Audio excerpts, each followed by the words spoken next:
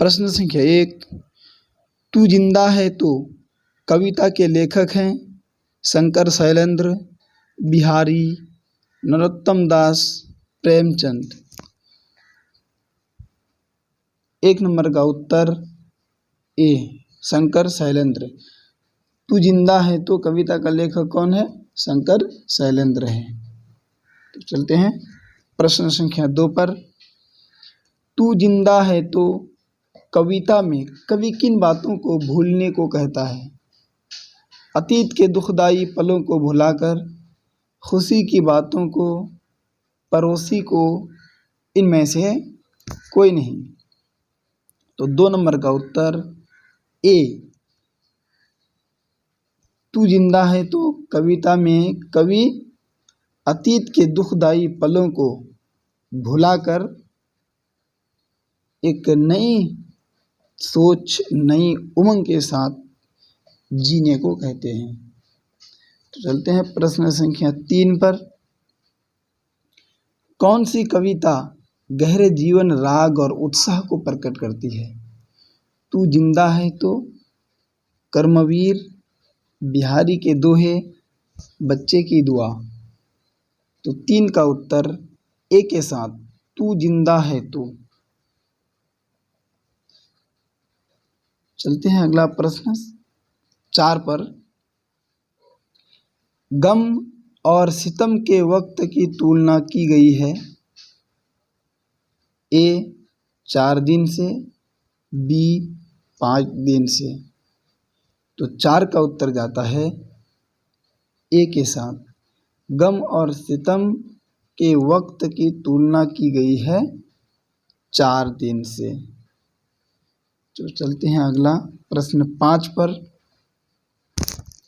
नई सुबह के साथ शुरुआत होती है, नई उम्मीद की, उदासी की, मौत की, नई समस्या की। तो 5 का उत्तर जाता है ए के साथ। नई सुबह की शुरुआत होती है नई उम्मीद की, यानी कि जब हम सुबह जागते हैं उसके बाद एक नई लक्ष्य के साथ उस दिन को जीते हैं कि आज का दिन मुझे क्या करना है। तो एक नई उम्मीद लेकर के जागना चाहिए।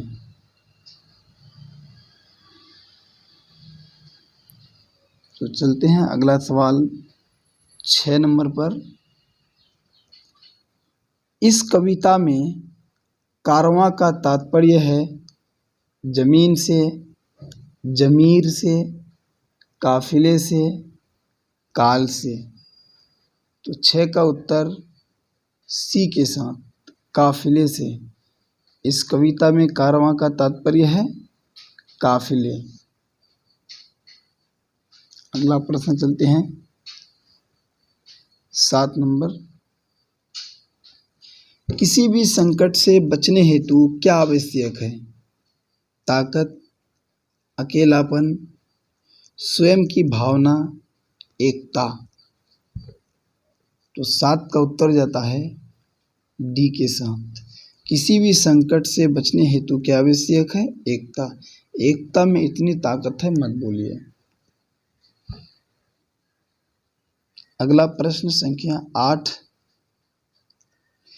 इस कविता के सारांश में छिपा है उपनिवेश, स्वराज्य, परतंत्र, साम्राज्यवाद।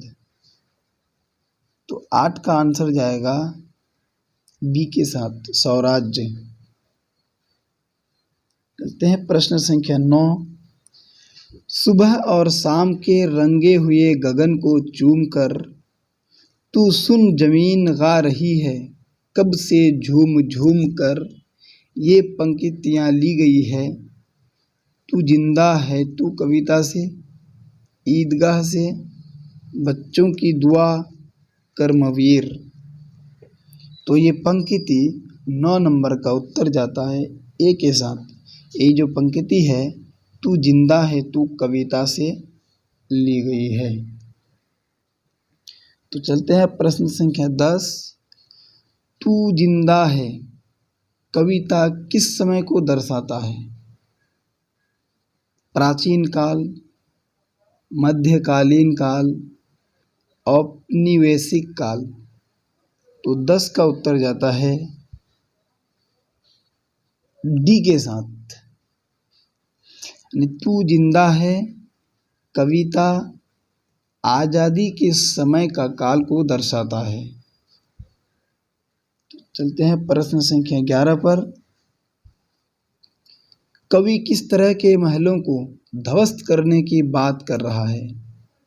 अत्याचार रूपी, सुखदाई, भव्य, जर्जर।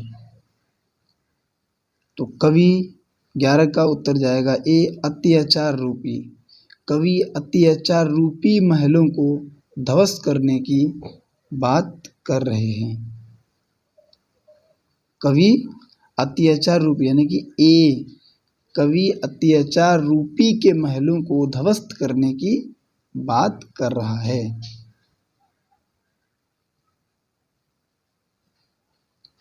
तो उत्तर जाएगा 12 नंबर प्रश्न में है, कविता के अनुसार जीवन का मार्ग है, सरल है, चुनौतीहीन है, कठिन है, निराशा भरा है।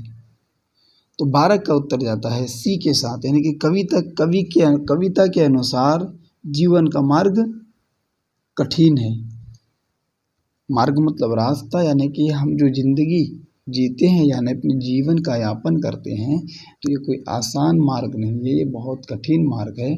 और माने तो आसान भी है, लेकिन अपना समझ अपना बूझ के हिसाब से प्रकट करता है ये।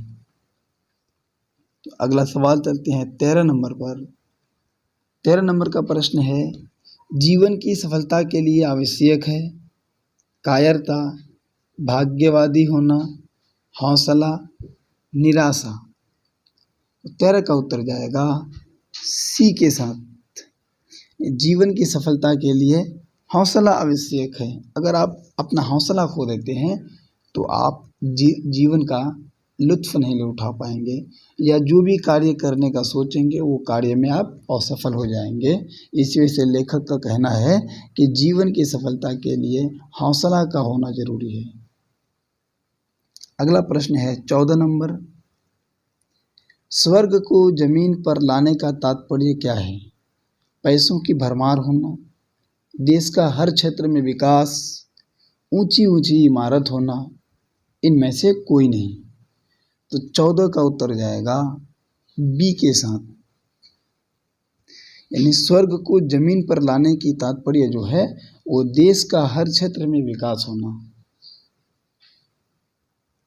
तो प्रश्न संख्या 15 पर चलते हैं, जमीन के अंदर जलजले से कवि का तात्पर्य क्या है? गुलामी की इच्छा, स्वयं के अंदर स्वराज की इच्छा जब पनपना, निराशा छाना, हिंसक क्रांति। तो 15 का उत्तर जाएगा बी के साथ। जमीन के अंदर जलजले से कवि का तात्पर्य है स्वयं के अंदर स्वराज की इच्छा पनपना। तो चलते हैं प्रश्न संख्या 16 पर। तू जिंदा है तो ... की जीत में यकीन कर। इस पंक्ति के रिक्त स्थान पर निम्नलिखित में कौन शब्द होंगे?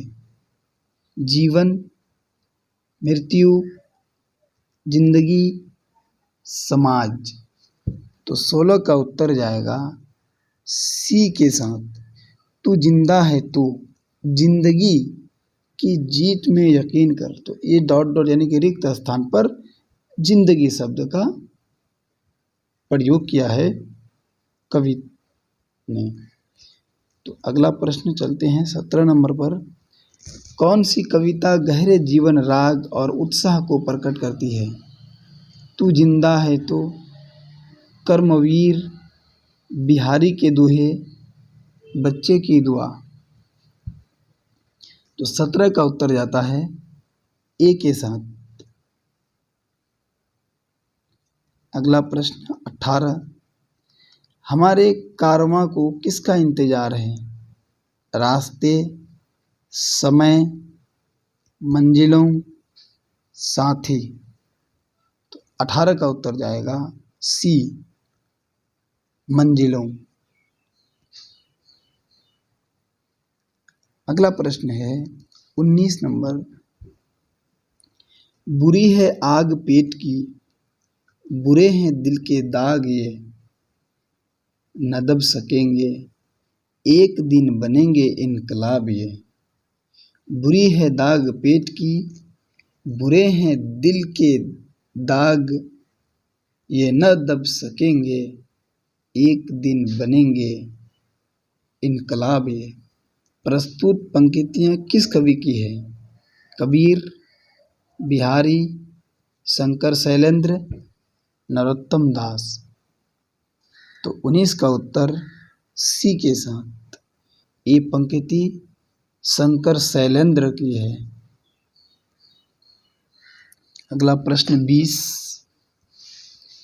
अतीत के दुखदाई पलों को भूलकर आशा और जीत की नई दुनिया का सौगात करने की प्रेरणा किस कविता से मिलती है? सुदामा चरित्र, राह भटके हिरन के बच्चे को, तू जिंदा है तू, खुशबू रचते हाथ। तो 20 का उत्तर सी, तू जिंदा है तू। अगला और इस वीडियो का अंतिम प्रश्न, तू जिंदा है तो जिंदगी की ... में यकीन कर। यह रिक्त स्थान में किन शब्दों का प्रयोग होगा? विजय, सुख, जीत, हार। तो 21 का आंसर सी के साथ। तू जिंदा है तो जिंदगी की जीत में यकीन कर। अगर आपको अपने कर्मों पर जीत की यकीन है तो आप जरूर जीतेंगे, अन्यथा आप हारेंगे। तो इस कविता से हमें सीख मिलता है कि अपने जज्बे को, अपने हौसले को, अपने मनोबल को हमेशा बरकरार रखना है, कायम रखना है, अपनी जीत पर यकीन करनी है, तभी आप जीतेंगे। अगर आपको अपने कामों पर, अपने हौसलों पर, अपनी जीत पर शक होंगे तो आप कभी सफलता अर्जित नहीं कर पाएंगे। Thank you.